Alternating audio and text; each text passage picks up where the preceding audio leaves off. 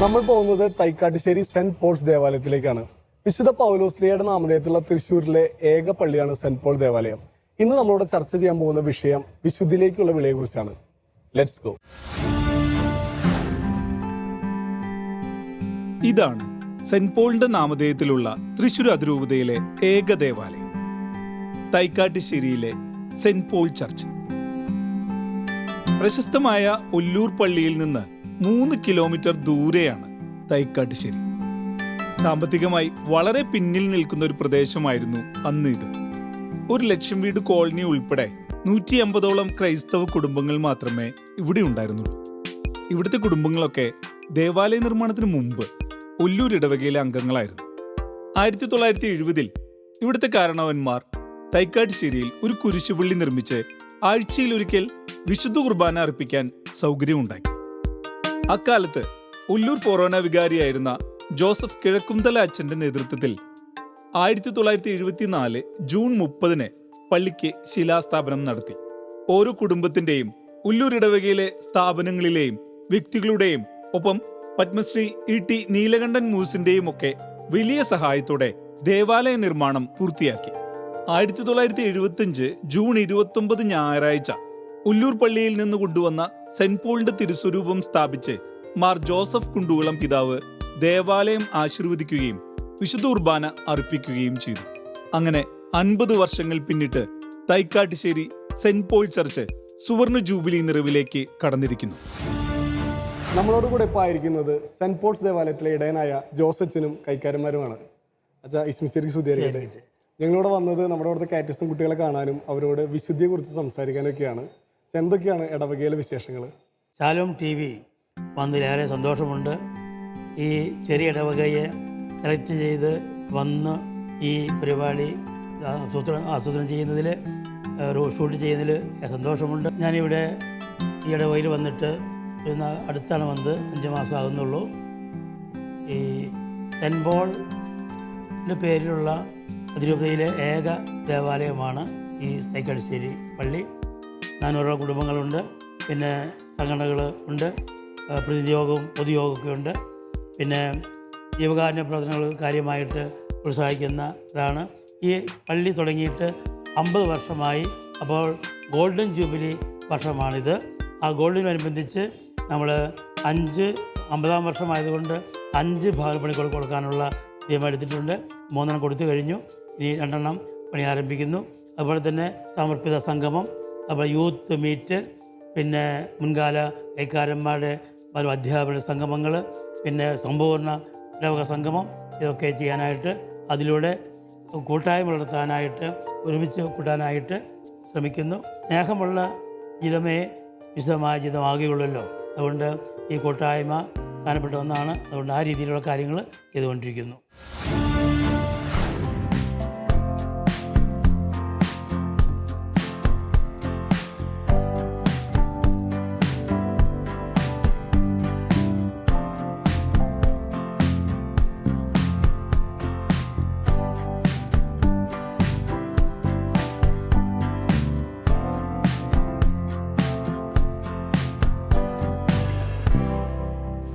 Sunday ചാറ്റിന്റെ ഇന്നത്തെ വിഷയം വിശുദ്ധരാവാൻ വിളിക്കപ്പെട്ടവർ എന്നാണ്.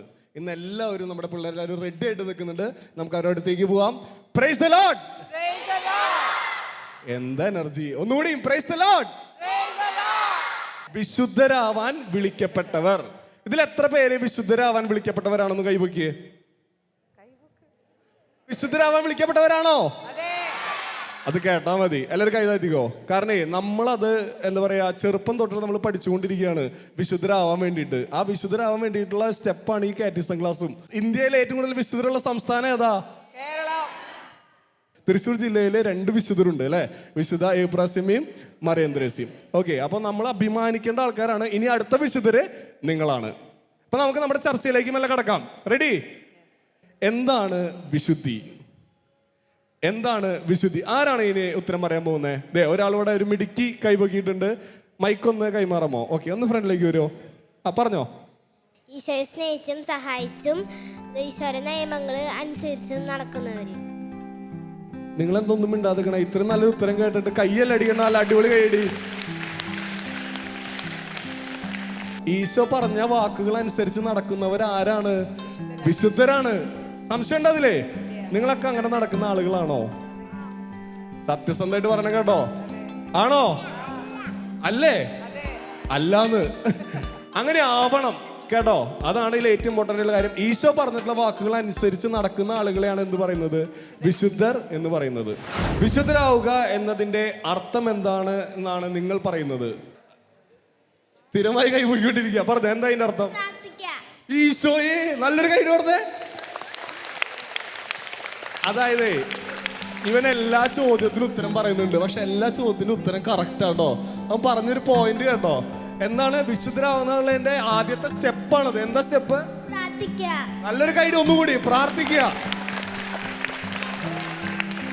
ഇവിടെ നിന്നുള്ള അടുത്ത വിശുദ്ധൻ ആരാന്ന് എനിക്കറിയില്ല, പക്ഷെ ഇവൻ ഒരു വിശുദ്ധനാവാനുള്ള സാധ്യതയുണ്ട്. എന്താ പേര്? വിശുദ്ധ രണ്ടാമത്തെ അന്തോണീസ്. ഓക്കെ, നല്ലൊരു കൈഡി. ഓക്കെ, അവൻ പറഞ്ഞ ഉത്തരം തെറ്റൊന്നുമല്ല കേട്ടോ, കറക്റ്റ് ആണ്. പ്രാർത്ഥനയിൽ ഏറ്റവും വലിയൊരു കാര്യമാണ്. ആർക്കെങ്കിലും ഒരാൾക്ക് ഒന്നുകൂടി ഒരാൾ കൈപ്പൊക്കിയിട്ടുണ്ട്. ആ മൈക്ക് ഒന്ന് കൊടുക്കാം, ഒന്ന് ഫ്രണ്ടിലേക്ക് വരാം. ദൈവത്തിന്റെ ഒപ്പം ജീവിക്കാം. ദൈവത്തിന്റെ ഒപ്പം ജീവിക്കുന്ന ആൾക്കാരാണ് വിശുദ്ധര്. ഓക്കെ, നല്ലൊരു പോയിന്റ് ആണ്. നല്ലൊരു കൈഡി കൊടുക്കാം.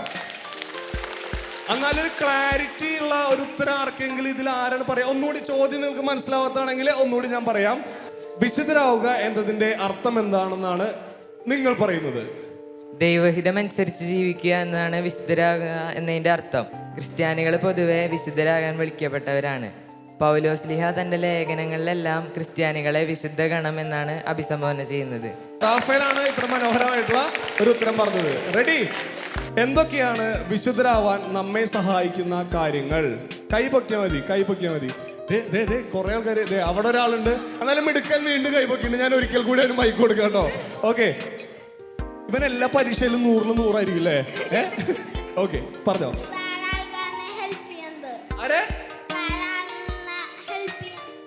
വേറെ ആളെ ഹെൽപ്പ് ചെയ്യുന്നതാണ് വിശുദ്ധരാവാനുള്ള ആദ്യത്തെ ക്വാളിറ്റി. സംശയം ഉണ്ടോ? ഇല്ല. വീണ്ടും സെന്റ് ആന്റണി സ്കോർ ചെയ്തിരിക്കുകയാണ്. ഞാനിവനെ സെന്റ് ആന്റണി വിളിക്കാട്ടോ. മിടുക്കലാട്ടോ ഇവിടുത്തെ. ഓക്കെ, വേറെ ആളെ ഹെൽപ്പ് ചെയ്യുന്നത്. ഇവിടെ ഒരു ആളും കൂടി കൈപ്പൊക്കിണ്ട്. ഞാൻ ചോദിച്ചോട്ടെ എന്താന്നുള്ളത്. പറഞ്ഞോ.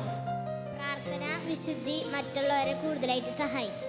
വീണ്ടും പറഞ്ഞിരിക്കുകയാണ്. പ്രാർത്ഥന, വിശുദ്ധി, മറ്റുള്ള ആളുകളെ കൂടുതൽ സഹായിക്കുക. ഇതൊക്കെ ഇതിന്റെ ഉത്തരങ്ങൾ തന്നെയാണോ ഇവർ പറയുന്നത്? ചെറുപ്രായത്തിലെ കുട്ടികൾ പറയുന്നതൊക്കെ ഇതിൽ കറക്റ്റ് ആയിട്ടുള്ള ഉത്തരങ്ങളാണ്. ഒന്നുകൂടി ക്ലാരിറ്റി എനിക്ക് തോന്നുന്നു ഒരു മുതിർന്ന ഒരു ചേച്ചി അവിടെ കൈപ്പൊക്കിയിട്ടുണ്ട്. ഇവരുടെ ചേച്ചി കേട്ടോ. ഓക്കെ, ചേച്ചി ഒന്ന് എങ്ങനെയുണ്ട് ആ ഉത്തരം ഒന്ന് പറയാമോ? ഒന്ന് ഉറക്കെ. ഈശോയോട് ചേർന്ന് നിന്ന് ചെയ്യുന്ന എല്ലാ പ്രവൃത്തിയും നമ്മെ വിശുദ്ധിയിലേക്ക് നയിക്കും. ഈശോയോടുള്ള സ്നേഹത്തെ പ്രതി ചെയ്യുന്ന എല്ലാ കാര്യങ്ങളും നമ്മെ വിശുദ്ധരാകാൻ സഹായിക്കും. അതിനുള്ള ചെറിയ മാർഗങ്ങളാണ് എല്ലാ ദിവസവുമുള്ള വിശുദ്ധ കുർബാന, നിരന്തരമായ പരിശുദ്ധ അമ്മയോടുള്ള ഭക്തി, വിശുദ്ധരോടുള്ള വണക്കം, നല്ല മീഡിയകൾ ഉപയോഗിക്കുക, വിശുദ്ധരോടുള്ള നല്ല പുസ്തകങ്ങൾ വായന. ഇതൊക്കെ നമ്മെ ഈ വിശുദ്ധിയിലേക്ക് നയിക്കാൻ സഹായിക്കുന്ന ചെറിയ മാർഗങ്ങളാണ്. അതിലൂടെ നമുക്ക് വിശുദ്ധരാകാൻ സാധിക്കും. അടിപൊളി, നല്ല കൈഡി. അതായത് മോള് പറഞ്ഞ കാര്യങ്ങളാണ് കറക്റ്റ്. ഈശോയോട് കൂടി ചേർന്ന് നിൽക്കുക, വിശുദ്ധരെ പറ്റിയിട്ട് നന്നായി അറിയാൻ ശ്രമിക്കുക. ക്ലിയർ ആയോ? ഈ എത്ര വിശുദ്ധരുണ്ടോ നിങ്ങൾക്ക് അറിയാവുന്ന അവരെ പറ്റിയിട്ട് കൂടുതലായിട്ട് അറിയുക. അപ്പൊ അവരെങ്ങനെ ജീവിച്ചിരുന്നു, അവരെ പുസ്തകങ്ങൾ വായിക്കുക. ഇവിടെ അതിനുള്ള സൗകര്യങ്ങളൊക്കെ ഉണ്ട് അല്ലേ? പുസ്തകങ്ങൾ വായിക്കുക, വിശുദ്ധരെ പുസ്തകങ്ങളൊക്കെ വായിക്കുക. ഇതൊക്കെയാണ് ഇതിലെ ഏറ്റവും കൂടുതൽ നമ്മൾ വിശുദ്ധിയിലേക്ക് എടുക്കാനുള്ള കാര്യങ്ങൾ. നിങ്ങളുടെ ഇടവക മധ്യസ്ഥനെ ധ്യാനിച്ചിട്ടുണ്ടോ? മധ്യസ്ഥന്റെ വിശുദ്ധി നിങ്ങളിൽ എങ്ങനെ സ്വാധീനം ചെലുത്തുന്നു? ഇവിടെ ഒരു മിടുക്കി ആദ്യം കൈപൊക്കി പറയാം. ഞങ്ങളുടെ ഇടവക മധ്യസ്ഥൻ എന്ന് പറയുന്നത് വിശുദ്ധ പൗലോസ്ലീഹയാണ്. ആളെ പറ്റി ധ്യാനിക്കാത്ത ആൾക്കാർ ഈ ഇടവകയിൽ തന്നെ ചുരുക്കമായിരിക്കും. അപ്പോൾ ആള് വളരെ വിശുദ്ധനായിട്ടുള്ള ഒരു വ്യക്തിയാണ്. തലങ്ങളിൽ എല്ലാ സ്ഥലങ്ങളിലും നല്ല പ്രഗത്ഭനായിട്ട് നിൽക്കുന്നുണ്ടായിരുന്ന വിശുദ്ധനാണ്. എനിക്ക് ഏറ്റവും സ്വാധീനം ചെലുത്തിയിട്ടുള്ളത് വിശുദ്ധ പൗലോസ്ലീഹായുടെ നാവിൻ്റെ വിശുദ്ധിയാണ്. ഇപ്പോൾ ബൈബിളിൽ തന്നെ പല ഭാഗങ്ങളുണ്ട്. നാവ് തീയാണ്, അത് ദുഷ്ടതയുടെ ഒരു ലോകം തന്നെയാണ്, അത് നമ്മുടെ ലോകത്തെ മാറ്റിമറിക്കാൻ കഴിവുള്ള ഒരു അവയവമാണെന്നൊക്കെ വിശുദ്ധ യാക്കോബ് സ്ലീഹ പറയുന്നുണ്ട്. വിശുദ്ധ പൗലോസ് സ്ലീഹ നാവിനെ ശരിയായ രീതിയിൽ ഉപയോഗിച്ചുകൊണ്ടാണ് ഒരു മഹത്തായ ഒരു സ്ഥാനത്തെത്തിയത്. അതുകൊണ്ട് തന്നെ അദ്ദേഹത്തിന്റെ വിശുദ്ധി വളരെയധികം സ്വാധീനം ചെലുത്തുന്നതാണ്. കിട്ടില്ല കൈയടി കൊടുത്തേ. വിശുദ്ധനാവാനുള്ള ഏറ്റവും ഇമ്പോർട്ടൻ്റ് ആയിട്ടുള്ള കാര്യമാണ് പറഞ്ഞത്. ആദ്യം ആ നാവിലെ ഭംഗിയാക്കാനായിട്ട് നമ്മൾ വചനം പറഞ്ഞുകൊണ്ടിരിക്കുക. എത്ര പേര് ഇവിടെ വചനം പഠിക്കുന്നുണ്ട്? ഇതിൽ ബൈബിൾ എല്ലാ ദിവസവും വായിക്കുന്നവരൊന്ന് കൈവയ്ക്കുക. എല്ലാ ദിവസവും ബൈബിൾ വായിക്കുന്നവരൊക്കെ കൈപ്പൊക്കാം. ഓക്കെ, ഇപ്പൊ ഒരുവിധം എല്ലാവരും കൈപ്പൊക്കിയിട്ടുണ്ട്. കുഞ്ഞു കുട്ടികളൊക്കെ വായിച്ചു തുടങ്ങുന്നുള്ളൂ. Okay, good. കൈതാത്തിക്കോ. ബൈബിൾ മൊത്തം വായിച്ചു തീർന്നവരൊന്ന് കൈവയ്ക്കുക. 1 2 3 4 5 6. തൈക്കാട്ടുശ്ശേരി അടിപൊളി, നല്ലൊരു കൈ കൊടുക്കാം. 5-6 പേര് ബൈബിള് മുഴുവനായിട്ട് വായിച്ചു തീർന്ന ആളുകളാണ്. ഇവിടെ ഒരു മിടുക്കനെ അടിപൊളിയായിട്ട് പ്രസംഗം പറയുന്നതൊക്കെ കേട്ടു അല്ലെ? പ്രഭാഷണത്തിൽ അഗ്രകണ്യനായി അതെവിടെയുണ്ട്? വരൂ, ഫ്രണ്ടിലേക്ക് വരൂ. Yes, come on. റയസ് കോനിക്കരയാണ് ഒരു അടിപൊളി ഒരു പ്രഭാഷണം, ഒരു പ്രസംഗം പറയാനായിട്ട് പോകുന്നത്. നമുക്ക് അതൊന്ന് കേട്ടാലോ? എന്താണ് വിഷയം പ്രസംഗത്തിന്റെ? നിങ്ങളുടെ വിശുദ്ധനെ പറ്റി. അപ്പൊ നമ്മുടെ ചോദ്യമായിട്ട് കണക്റ്റഡ് ആയിട്ടാ നിങ്ങളുടെ വിശുദ്ധനെ പറ്റിയിട്ട് ഒരു 4 മിനിറ്റ് 5 മിനിറ്റ് നമ്മളോട് സംസാരിക്കാൻ പോവാണ്. നിങ്ങൾക്ക് എല്ലാവർക്കും അറിയാവുന്ന കാര്യമാണ്. പക്ഷെ ശാലോം ടിവിയിലെ പ്രേക്ഷകർക്കൊക്കെ ഇത് അല്ലേ അടിപൊളിയായിരിക്കും. ഓക്കെ, തുടങ്ങാം. റെഡി? ഈശോ മിശിഹായ്ക്ക് സ്തുതിയായിരിക്കട്ടെ. 21-ാം നൂറ്റാണ്ടിൽ എത്തി നിൽക്കുന്ന നമ്മുടെ ക്രൈസ്തവ സഭയുടെ ഇന്നോളമുള്ള വിശുദ്ധരുടെ ചരിത്രത്തിൽ പ്രഭാകിരണങ്ങൾ തൂകി ജ്വലിച്ചു നിൽക്കുന്ന ഒരു ഉജ്ജ്വല താരമാണ് വിശുദ്ധ പൗലോസ്. ഒരു വിശുദ്ധൻ മാത്രമല്ല, ഈശോയെ സ്നേഹിച്ച ഒരു അപ്പസ്തോലൻ കൂടിയാണ് അദ്ദേഹം. യേശുവിനെ കണ്ടും കേട്ടും അവിടുത്തെ അണിയാത്ര ചെയ്തിരുന്ന 12 ശിഷ്യന്മാരിൽ ഉൾപ്പെടാത്ത സാവൂൾ എങ്ങനെ ഒരു അപ്പസ്തോലനായി? പ്രസക്തമാർന്ന ഒരു ചോദ്യമാണിത്. എന്തായിരുന്നു അദ്ദേഹത്തിന്റെ പൂർവകാല ചരിത്രം? ആരായിരുന്നു അദ്ദേഹം? ഏറ്റെടുക്കുന്നതെന്തും വിജയത്തിന്റെ പാരമ്യത്തിൽ എത്തിക്കണം എന്ന ദൃഢനിഷ്ഠയുള്ള ഒരു മനസ്സിന്റെ ഉടമയായിരുന്നു അദ്ദേഹം. യഹൂദമത വിശ്വാസങ്ങളിൽ ആഴമേറിയ വിജ്ഞാനവും നിയമപഠനത്തിൽ ഉന്നത ബിരുദവും കരസ്ഥമാക്കിയ സാവൂളിനെ ഒരു പണ്ഡിതൻ എന്ന് വിശേഷിപ്പിക്കുന്നതാണ് ഉത്തമം. ഈ പണ്ഡിതൻ ക്രിസ്ത്യാനികളുടെ ഒരു ബദ്ധ ശത്രുവായിരുന്നു എന്നതാണ് ഇദ്ദേഹത്തിന്റെ പൂർവകാല ചരിത്രം. താൻ ജനിച്ചതും വളർന്നതും പഠിച്ചതുമായ യഹൂദമതത്തിലൂടെ കണ്ടെത്തിയ യഹോവ എന്ന സത്യത്തിന് വളർന്നു വരുന്ന ക്രൈസ്തവ സമൂഹം ഒരു ഭീഷണിയായി മാറുമോ എന്ന ഉത്കണ്ഠ അദ്ദേഹത്തെ ക്രിസ്ത്യാനികളുടെ എതിരാളിയായ ഒരു യഹോവ തീവ്രവാദിയാക്കി മാറ്റിയെങ്കിൽ അതിൽ പരിഭവത്തിനോ പരാതിക്കോ സ്ഥാനമില്ല. ക്രിസ്തുവിനോടുള്ള വൈരാഗ്യം കൊണ്ടല്ല, യഹോവയോടുള്ള അന്ധമായ സ്നേഹമാണ് അദ്ദേഹത്തെ ഒരു ക്രൈസ്തവ വൈരിയാക്കി രൂപപ്പെടുത്തിയത്. മറ്റൊരു വിധത്തിൽ പറഞ്ഞാൽ യേശുനാഥന്റെ നിർമ്മല സ്നേഹം തിരിച്ചറിയാൻ സാവൂൾ അല്പം വൈകിപ്പോയി എന്നു സാരം. അതുകൊണ്ട് തന്നെയാണ് ഈശോ ശബ്ദമായും വെളിച്ചമായും തന്റെ സാന്നിധ്യം അദ്ദേഹത്തിന് പകർന്നു കൊടുത്തത്. ദമാസ്കസിലെ ക്രിസ്ത്യാനികളെ കൊന്നൊടുക്കാൻ അനുയായികൾക്കൊപ്പം കുതിരപ്പുറത്ത് ത്വരിതയാത്ര ചെയ്തിരുന്ന ആ യഹൂദൻ കേട്ട ശബ്ദം, അതെ, സാവൂൾ സാവൂൾ, നീ എന്തിനെന്നെ പീഡിപ്പിക്കുന്നു? യേശുനാഥന്റെ ആ ചോദ്യശരം. അതിനു മുമ്പിൽ ഒരു ബദ്ധശത്രു ഉറ്റ മിത്രമായി മാറുന്ന അത്ഭുത പ്രതിഭാസമാണ് വിശുദ്ധ പൗലോസ് ലീഹായുടെ ജീവചരിത്രത്തിലൂടെ നാം വായിച്ചെടുക്കുന്നത്. അവിടെ തുടങ്ങി വിശുദ്ധന്റെ പ്രേഷിത പ്രവർത്തനങ്ങൾ. അങ്ങനെ ഈശോയെ പ്രസംഗിക്കാനായി അയക്കപ്പെട്ട ഒരു അപ്പസ്തോലനായി മാറുകയായിരുന്നു അദ്ദേഹം. തുടർന്ന് പ്രേഷിത പ്രവർത്തനങ്ങളിൽ ഒരു ഉജ്ജ്വല താരമായി തീർന്ന വിശുദ്ധ പൗലോസ് ലീഹായിലൂടെയാണ് ക്രൈസ്തവ മതം വിശ്വവ്യാപകമായത്. താൻ സ്വന്തമാക്കിയ യേശുവിനെ മനുഷ്യരാശിക്ക് പകർന്നു കൊടുക്കാൻ അദ്ദേഹം 3 മിഷൻ യാത്രകൾ നടത്തി. അതിലൂടെ അദ്ദേഹം നേടിയെടുത്ത മനുഷ്യ സമൂഹങ്ങളുടെയും ദേശങ്ങളുടെയും എണ്ണം 3-ലോ 300-ലോ ഒതുങ്ങുന്നതല്ല. ഇതിനിടയിൽ വിശുദ്ധൻ സഹിക്കേണ്ടി വന്ന സഹനങ്ങൾ ഒരു മനുഷ്യന് സഹിക്കാനാവുന്നതിന്റെ ഉച്ചകോടിയിലെത്തി. ദേഹമർദ്ദനം, പീഡനം, കപ്പലപകടം എന്നിങ്ങനെ നീണ്ടുപോകുന്നു വിശുദ്ധൻ തരണം ചെയ്ത സഹന സാഹചര്യങ്ങൾ. എനിക്ക് ജീവിതം ക്രിസ്തുവും മരണം നേട്ടവുമാണ്. ഈ വചനത്തിലൂടെ വിശുദ്ധ പൗലോസ് ലീഹ യേശുവിനോടുള്ള തന്റെ തീവ്രമായ സ്നേഹം പ്രകടമാക്കുന്നു. മുറിപ്പെടുത്തിയവനെ മുറിവുണക്കുന്നവനാക്കി മാറ്റി കർത്താവ്. യേശുവിനെതിരായി ഇറങ്ങി തിരിച്ച് ഒടുവിൽ ഈശോയുടെ മിത്രമായി മാറിയ കർമ്മയോഗി. റോമ ചക്രവർത്തിയായിരുന്ന നീറോയുടെ ഭരണകാലത്ത് വാളുകൊണ്ടുള്ള വെട്ടേറ്റ് യേശുവിനു വേണ്ടി മരിച്ച ധീരനായ രക്തസാക്ഷി. പാതകളിൽ വചനവിത്തുകൾ വിതച്ച് സൽഫലങ്ങൾ കൊയ്തെടുത്ത സമർത്ഥനായ വിദഗ്ധക്കാരൻ. ഇതെല്ലാമാണ് വിശുദ്ധ പൗലോസ്. എന്റെ സഹോദരരെ, വിശ്വാസം ഉണ്ടെന്ന് പറയുകയും പ്രവൃത്തി ഇല്ലാതിരിക്കുകയും ചെയ്യുന്നവന് എന്തു മേന്മയാണുള്ളത്? വിശുദ്ധ പൗലോസ് ലീഹായുടെ ഈ ചോദ്യം നമ്മുടെ നേരെയുള്ള ഒരു വിരൽ ചൂണ്ടലാണ്. നിനക്കാരാണ് ക്രിസ്തു? മാമോദീസായിലൂടെ നീ നേടിയെടുത്ത വിശ്വാസം അപരനിലേക്ക് കരുണയായും കരുതലായും ആശ്വാസമായും ആഹാരമായും പകർന്നു കൊടുക്കുന്നവനാണോ നീ? അനുകൂലമായ ഒരു മറുപടി ഹൃദയത്തിൽ തൊട്ട് പറയാൻ സാധിച്ചാൽ നാമും മറ്റൊരു പൗലോസാണ്, സംശയം വേണ്ട. ഇല്ലെങ്കിൽ ഒരു തിരിഞ്ഞു നോട്ടത്തിന്റെയും തിരിച്ചറിവിന്റെയും സമയമാണിത്. അമാന്തമരുത്. ശുഭാശംസകളോടെ ഞാൻ നിർത്തുന്നു. നന്ദി. എന്താ ഇതിനൊരു മറുപടി പറയാന്ന് എനിക്ക് അറിയുന്നില്ല. നമ്മളെ തൃശ്ശൂർ ഭാഷയിൽ അമ്പമ്പോ എന്ന് പറഞ്ഞ് നമ്മൾ നോക്കി നിൽക്കുന്ന രീതിയിൽ വളരെ അല്ലേ അടിപൊളിയായിട്ട് ഇത്രയും സ്ഫുടമായിട്ട് ഇതിന് നന്നായിട്ട് ഇനി ഇടവകയിൽ എനിക്ക് അറിയില്ല കേട്ടോ പൗലോസ്ലിഹനെ പറ്റിയിട്ട് പറയാൻ പറ്റുമായിരിക്കും ചിലപ്പോ. പക്ഷെ നിന്റെ ഈ ഒരു ഏജില് ഇത് അടിപൊളിയാണ്. നല്ലൊരു ഐഡിയ കൊടുക്കാം. നമ്മുടെ എന്താ പറയാ വരും കലാമേളകളിലൊക്കെ ഒരു ഭാവി വാഗ്ദാനം കൂടിയാണ് ഇദ്ദേഹം. ഇന്നത്തെ ജീവിതാവസ്ഥയിൽ കുഞ്ഞുമക്കളെ നിങ്ങൾക്ക് എങ്ങനെ വിശുദ്ധിയിൽ വിളിക്കപ്പെട്ടവരായി തീരാം?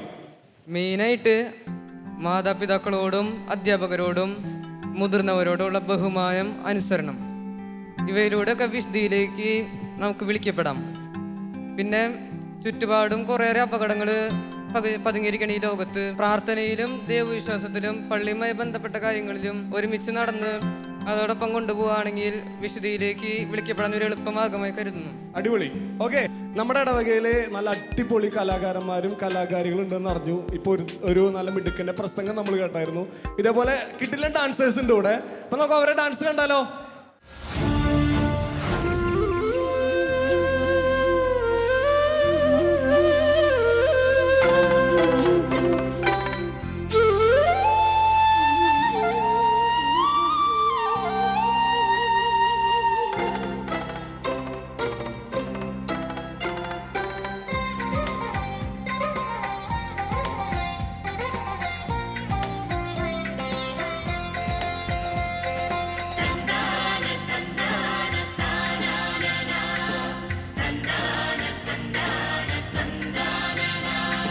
മണ്ണിൽ നിന്നും മെനഞ്ഞു ദൈവം മർത്യനു പേരും രൂപവുമേകി ആദം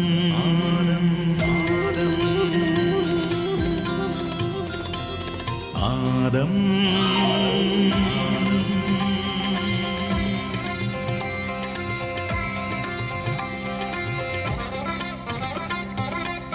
ആദത്തിനുടെ അസ്ഥിയിൽ നിന്നും പെണ്ണിനു രൂപം നൽകി ദൈവം ഹൗവ.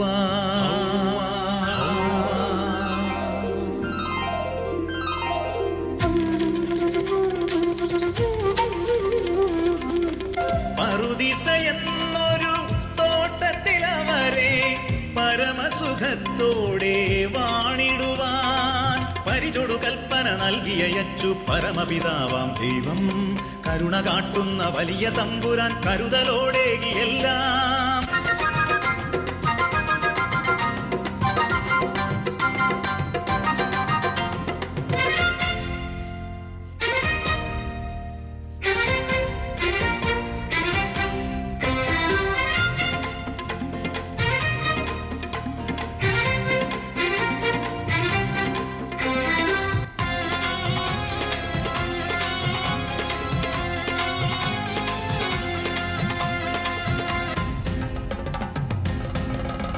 പാമ്പിന്റെ രൂപത്തിലെത്തിയോരാ പൈശാചിക ശക്തി തന്റെ വാക്കിൽ വീണുപോയ പെണ്ണു തീക്കനി തിന്നു കൽപ്പന ലംഘിച്ചു പാപമേറ്റു. ദൈവമായി തീരുവാനുള്ളോരാശയിൽ ദൈവത്തിൻ കൽപ്പന ലംഘിച്ചവർ ഉള്ളതുപോലും നഷ്ടമായി ദിവ്യ പറുദീസയിൽ നിന്നു പടിയിറങ്ങി.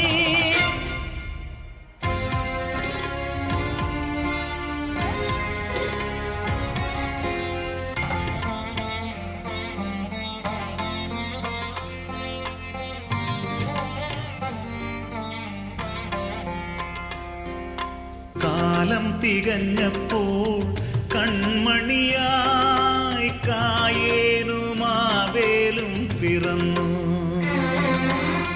താഴ താഴത്തു വയ്ക്കാതെ ആദവും ഹൗവയും താരാട്ടുപാടി നിർവൃതി.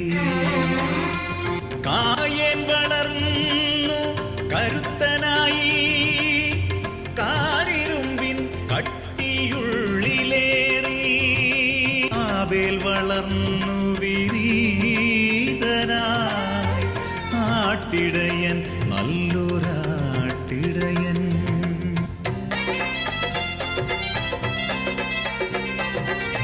അരുമയമാടിനെ കാഴ്ചവെച്ചു ആബേൽ ദൈവാനുഗ്രഹം ഏറ്റുവാങ്ങി. നല്ലതു ദൈവത്തിൻ സന്നിധേകാത്ത കായന്റെ ബലിയോ തിരസ്കൃതമായി. അതു കണ്ട കായന്റെ ചങ്കിനുള്ളിൽ ബലിയേറി കാലുഷ്യം പെരുകി വന്നു.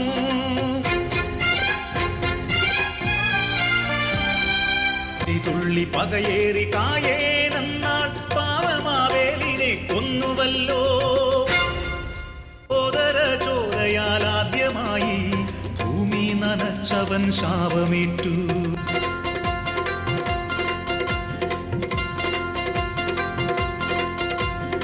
ആർത്തിയസൂയ ഉള്ളിലേറ്റി കായന്മാരൂഴിയിൽ പെരുകുമ്പോൾ പാവമാവേലിൻ നിലവിളി എന്നും ഉയരുകയാണ് ഈ ലോകത്തിൽ.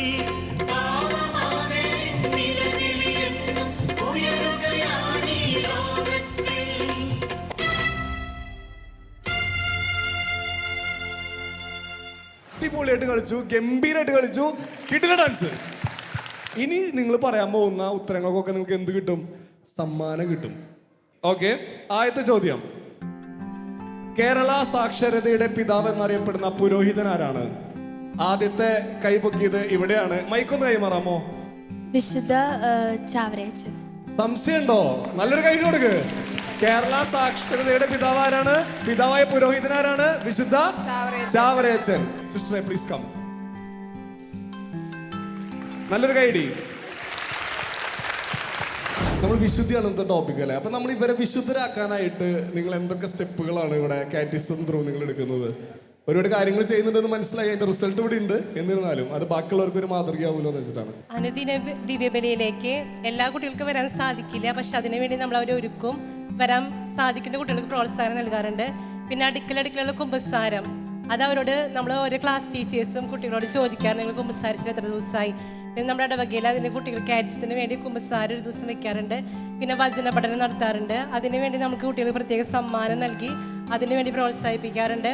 പിന്നെ ക്വിസ് കോമ്പറ്റീഷൻ, അങ്ങനെ ഓരോ പ്രോഗ്രാം നടത്തി നമ്മൾ കുട്ടികളുടെ ദൈവാശ്രയബോധം അതുപോലെ വചനത്തോടുള്ള ആഭിമുഖ്യം എന്നിവ വളർത്താനായിട്ട് സഹായിക്കാറുണ്ട്. അങ്ങനെ നമ്മൾ ചെറിയ ചെറിയ പ്രോഗ്രാമിലൂടെയും ക്വിസ് കോമ്പറ്റീഷൻ അങ്ങനെ അവയർനെസ് കൊടുത്ത് കുട്ടികളെ നമ്മൾ വിശുദ്ധരായി നല്ലവരായി വളർത്താനായിട്ട് പരിശ്രമിക്കുന്നു. അടിപൊളി സിസ്റ്റർ. കാരണം ഉണ്ടല്ലോ, നമുക്കത് അറിയാൻ പറ്റുന്നുണ്ട്. സ്കൂളുകളിലെ ഉച്ചക്കഞ്ഞി വിതരണത്തിന് നാന്ദി കുറിച്ച സമ്പ്രദായം തുടങ്ങിയത് ആരാണ്?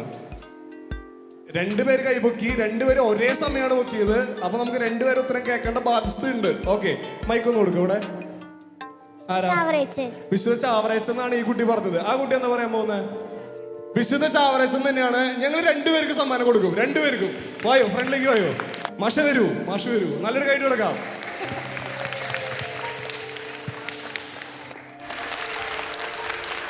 എത്ര വർഷമായി മാഷ ഇവിടെ? 27 വർഷമായിട്ട്. 27 വർഷമായിട്ട് ഇവിടെയുള്ള മാഷാണ്.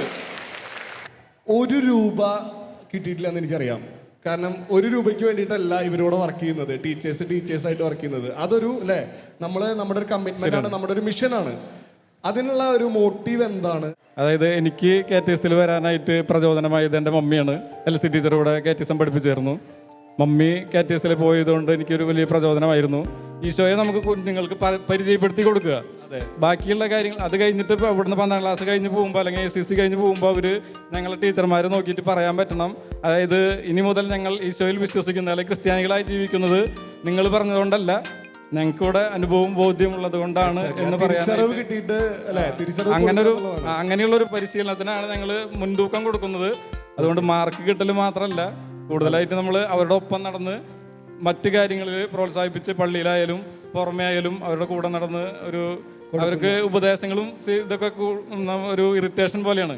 അപ്പോൾ അതിന് കൂടുതൽ ഇമ്പോർട്ടൻസ് കൊടുക്കാണ്ട് മാർക്ക് മാത്രം കേന്ദ്രീകരിക്കാതെ ഈശോ എന്ന അനുഭവം നിങ്ങൾക്ക് തരുന്ന മഹത് വ്യക്തികളാണ് നിങ്ങളുടെ അധ്യാപകര്. അത് 27 വർഷമായിട്ട് അത് കണ്ടിന്യൂസ് ആയിട്ട് ചെയ്യാന്ന് പറഞ്ഞു കഴിഞ്ഞാൽ വലിയ കാര്യമാണ്. മാഷ പേരെന്തായിരുന്നു? അനൂപക്കര. താങ്ക് യു മാഷ്. പഴയ നിയമഗ്രന്ഥ ചരിത്രത്തിൽ മരണപ്പെട്ടു പോയ ബാലനെ ഉയർപ്പിക്കുന്ന പ്രവാചകൻ ആരാണ്? വിശുദ്ധ അന്തോണീസ് എന്നാണ് പറഞ്ഞത്. പക്ഷെ ശരിയാണോ തെറ്റാണോ എന്ന് നമുക്ക് നോക്കി നോക്കാം. നമ്മൾ പഴയ നിയമത്തെ പറ്റിയിട്ട് സംസാരിക്കുന്നത്, ഒരു കൺഫ്യൂഷൻ വരാൻ സാധ്യതയുണ്ട്. നിൽക്കട്ടെ, ഇത് നമുക്ക് എല്ലാവർക്കും അറിയാൻ വേണ്ടിയാണ് നിൽക്കുന്നത്. വേറെ ആരോ ഇവിടെ പറഞ്ഞു, അല്ല ഇവിടെ ആരോ അവിടെയാണോ പറഞ്ഞത്? ആരോ പറഞ്ഞ പോലെ തോന്നി. ഒന്ന് ഫ്രണ്ടിലേക്ക് വരുമോ? ഏലിയ പ്രവാചകൻ ശരിയാണോ ടീച്ചർമാരെ? ശരിയാണ്, നല്ല കൈഡ് കൊടുക്കുക. അപ്പൊ ഇനി തെറ്റിക്കില്ലല്ലോ, ഏലിയ പ്രവാചകൻ. പക്ഷെ നമ്മളെ ഈ മിടുക്കി ഫ്രണ്ടിൽ വന്നിട്ട് ആളുടെ ഉത്തരം പറയാനുള്ള ഒരു അത് കാണിച്ചു. അപ്പൊ നമ്മള് രണ്ടുപേർക്ക് സമ്മാനം കൊടുക്കാൻ പോവാ. അല്ലേ? അപ്പൊ രണ്ടുപേർക്ക് സമ്മാനം കൊടുക്കാണ്, ഒന്ന് ഉത്തരം പറഞ്ഞതിനും ഒന്ന് ഉത്തരം പഠിച്ചതിനും. ഓക്കെ, ഇനി ഞാൻ ചോദിക്കാൻ ഒരു ചോദ്യം. പഴയ നിയമത്തിലെ ബാലനെ ഉയർപ്പിച്ച പ്രവാചകൻ ആരാണ്? ഏലിയ പ്രവാചകൻ. നല്ലൊരു കൈഡി. ഇതെല്ലാവരും ഇനി പറഞ്ഞോട്ടാ, നല്ലൊരു കൈഡി. പോരാട്ടാ, എനർജി പോരാ. ഞങ്ങൾക്ക് ഒരു പ്രോത്സാഹന സമ്മാനം നമ്മുടെ ഉണ്ണിക്ക് കൊടുക്കുകയാണ്. നല്ലൊരു കൈഡി. യെസ്. സിസ്റ്റർ പേരെന്തായിരുന്നു? സിസ്റ്റർ എൽസി. സിസ്റ്റർ ഇവിടെ ആയിരുന്നില്ല, മിഷനായിരുന്നു അല്ലേ? ബാംഗ്ലൂരായിരുന്നു. അപ്പൊ ഈ സിസ്റ്റർ അവിടുത്തെ മിഷൻ എക്സ്പീരിയൻസ് ഒക്കെ ഇവിടെ കുട്ടികളായിട്ട് ഷെയർ ചെയ്യാറുണ്ടോ? ഉണ്ട്. കൂടുതലായിട്ട് വില്ലേജ് എക്സ്പീരിയൻസ്, അവിടുത്തെ ക്രിസ്തീയ ജീവിതം എങ്ങനെയായിരുന്നു, അവിടുത്തെ മനുഷ്യർ എങ്ങനെയാണ് അവരുടെ വിശ്വാസം പ്രാവർത്തികമാക്കുന്നത്, അവരുടെ മക്കൾക്ക് എങ്ങനെയാണ് പറഞ്ഞു കൊടുക്കുന്നതും അവരെങ്ങനെയാണ് ജീവിക്കുന്നത് എന്നുള്ള കാര്യങ്ങളൊക്കെ ഞാൻ അറിഞ്ഞ സംഗതികൾ ഇവിടുത്തെ പിള്ളേരോട് ഞാൻ ഷെയർ ചെയ്യാറുണ്ട്. ഓക്കെ, അടിപൊളി. വിശുദ്ധരാവാനുള്ള വേറൊരു വഴി കൂടി ഉണ്ടത്, സോഷ്യൽ വർക്ക്. ഓക്കെ, സോഷ്യൽ കമ്മിറ്റ്മെന്റോട് കൂടിയിട്ട് പെരുമാറാനായിട്ടും കൂടി പഠിക്കണം നമ്മള്. നമ്മുടെ കാര്യങ്ങൾ മാത്രമല്ല, അപ്പുറത്ത് ആർക്കെങ്കിലും ഒരു വേദന ഉണ്ടെങ്കിൽ അത് അറിഞ്ഞ് അവിടെ പോയി അതിന് പരിഹാരം കണ്ടെത്താനായിട്ട് ശ്രമിക്കണം. Okay, thank you sister, thank you so much. ഭാരതത്തിലെ കത്തോലിക്ക സഭയിൽ നിന്നും വിശുദ്ധ പദവിയിലേക്ക് എത്തിയ ആദ്യ വനിത. ഡാൻസ് കളിച്ച മിടിക്കാണ്. നമുക്ക് സമ്മാനം മേടിക്കാൻ നോക്കി നോക്കാം. ഓടി വരൂ. യെസ്, വിശുദ്ധ അൽഫോൻസമ്മ. അടിക്കുക, ഇതാണ് ഉത്തരം. അതായത് ആദ്യ വനിത, വിശുദ്ധ വനിത എന്ന് പറയുന്നത് നമ്മുടെ അൽഫോൻസമ്മയാണ്. നമ്മുടെ കേരളത്തിലെ നമുക്ക് പ്രൗഡ് ആയിട്ടുള്ള ഒരു കാര്യമാണ്. ഓക്കെ, ഇപ്പൊ ഞാൻ സമ്മാനം കൊടുക്കാനായിട്ട് ഞാൻ ഇൻവൈറ്റ് ചെയ്യാൻ പോകുന്നത് നിങ്ങളുടെ സ്വന്തം ഈ മതബോധനത്തിന്റെ നെടുന്തൂണായിട്ട് പ്രവർത്തിക്കുന്ന പ്രധാന അധ്യാപിക ആരാണോ അദ്ദേഹത്തെയാണ്. നല്ലൊരു കൈഡി കൊടുക്കാം. ടീച്ചറെ, വളരെ അടിപൊളിയായിട്ട് പോകുന്ന ഇടവകയാന്ന് ഞങ്ങൾക്ക് മനസ്സിലായി. മതബോധനം പ്രത്യേകിച്ച് നല്ല രീതിയിൽ ടീച്ചർ അത് നോക്കുന്നുണ്ടെന്ന് മനസ്സിലായി. കാരണം ടീച്ചേഴ്സ് ആണെങ്കിൽ നിങ്ങളുടെ തന്നെ ഒരു യൂണിറ്റ് ഞങ്ങൾ കണ്ടു, യൂണിഫോം അടക്കം വളരെ ഭംഗിയായിട്ട് പോകുന്നുണ്ട്. നല്ലൊരു മാതൃകയാണ്. എക്സ്ട്രാ കരിക്കുലർ ആക്ടിവിറ്റീസ് ഒരുപാടുണ്ട് ഇവിടെ. നമ്മൾ ഈ പറയാത്ത അല്ലെങ്കിൽ ബാക്കിയുള്ളവർക്ക് മോട്ടീവ് ആവുന്ന രീതിയിൽ അല്ലെങ്കിൽ നിങ്ങൾ സ്പെഷ്യലായിട്ട് ചെയ്യുന്ന കാര്യങ്ങൾ എന്തൊക്കെയാണ്? ആക്ടിവിറ്റീസ് എന്ന് പറയുന്നത് എല്ലാ വർഷവും ഇവർക്ക് വേണ്ടത്ര മത്സരങ്ങൾ നടത്താറുണ്ട്. വചനം പഠിക്കുക, എല്ലാ ഞായറാഴ്ചകളും വചനം പഠിച്ചു വരിക. പിന്നെ ഇപ്പോൾ സുവർണ ജൂബിലിയോടനുബന്ധിച്ച് വിശുദ്ധ പൗലോസ്ലീഹയുടെ ലേഖനങ്ങൾ ക്ലാസ് വൈസ് ആയിട്ട് അവർ എഴുതുകയുണ്ടായി. പിന്നെ ക്രിസ്മസിനോടനുബന്ധിച്ച് അവർക്ക് വചനം പഠിക്കാനുള്ള മത്സരങ്ങളുണ്ടായിരുന്നു. അതുപോലെ തന്നെ കാരുണ്യ പ്രവർത്തികളിലേക്ക് അവർക്ക് ശ്രദ്ധ കിട്ടാനായിട്ട് ഒരു സ്ഥാപനങ്ങളിൽ അവർ പോകാറുണ്ട്, യൂണിറ്റ് വൈസ് 4 ഗ്രൂപ്പായിട്ട് തിരിച്ചിട്ട്. പിന്നെ അതുപോലെ തന്നെ ക്രിസ്തു രാജ്യത്തെ തിരുനാളോടനുബന്ധിച്ച് പോസ്റ്റർ മേക്കിംഗ്, അവർക്ക് ഇഷ്ടപ്പെട്ട ക്രിസ്തുവിൻ്റെ ചിത്രം വെച്ച് ഒരു നല്ല നല്ല പോസ്റ്ററുകൾ, നല്ല മനോഹരമായ വചനങ്ങളൊക്കെ എഴുതി അവരുടെ മനസ്സിൽ എന്താണ് ക്രിസ്തു അതിനെ പ്രദർശിപ്പിക്കാനായിട്ട് അവർ തയ്യാറാണ്. അതുപോലെ തന്നെ ഇപ്പോൾ പ്രയാസ പ്രസംഗം പറഞ്ഞു, അതുപോലെ നല്ല പ്രസംഗ മത്സരങ്ങൾ നടത്താറുണ്ട്. അതുപോലെ തന്നെ കുർബാനയ്ക്ക് മുടങ്ങാതെ വരുന്ന കുട്ടികൾക്ക് സമ്മാനങ്ങൾ കൊടുക്കാറുണ്ട്. അങ്ങനെ എല്ലാവിധ കാര്യങ്ങളിലും അവർ വളരെയധികം ഉത്സുകരാണ്. വിശുദ്ധരാവാൻ വിളിക്കപ്പെട്ടവരെന്ന മനോഹരമായിട്ടുള്ള ഒരു ടോപ്പിക്കാണ് നമ്മളിവിടെ ചർച്ച ചെയ്തത്. മറ്റൊരു ഇടവകയുമായിട്ട് മറ്റൊരു ടോപ്പിക്കായിട്ട് നമുക്ക് അടുത്ത ആഴ്ച കാണാം. അതുവരേക്കും ബൈ.